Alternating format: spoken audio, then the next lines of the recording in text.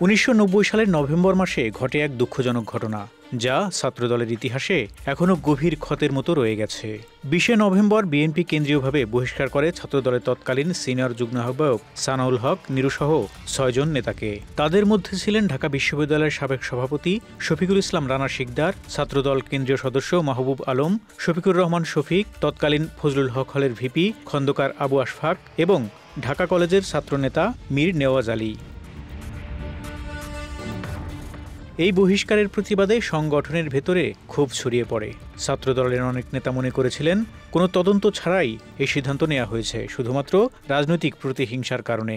ওই সময় অনিয়মিতভাবে বহিষ্কারের প্রতিবাদে ঢাকা বিশ্ববিদ্যালয়ে বিক্ষোভ মিছিল হয়। এর জের ধরে ২৩ নভেম্বর আরও ৬ জন নেতাকে বহিষ্কার করা হয়। তারা ছিলেন ছাত্রদলের আন্তর্জাতিক বিষয়ক সম্পাদক গোলাম ফারুক অভি, মহসিন হল শাখার সাধারণ সম্পাদক গাজী কামরুল ইসলাম সজল, ঢাকা বিশ্ববিদ্যালয়ের যুগ্ম আহ্বায়ক মাসুদুর রহমান, সূর্য সেন হলের সাধারণ সম্পাদক মির্জা মাসুদ জুয়েল, শহীদুল্লাহ হলের ভিপি আখতারুজ্জামান খোকন এবং সূর্য সেন হলের ভিপি গোলাম মর্তুজা।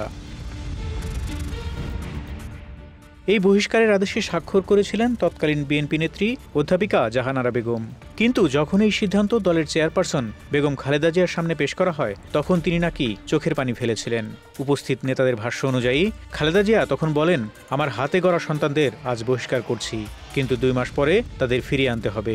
সেই সময় সেখানে উপস্থিত ছিলেন গয়েশ্বরচন্দ্র রায়, যিনি তৎকালীন জাতীয়তাবাদী যুবদলের সাধারণ সম্পাদক ছিলেন। কিন্তু খালেদা জিয়ার সেই 2 মাস আর কখনো শেষ হয়নি।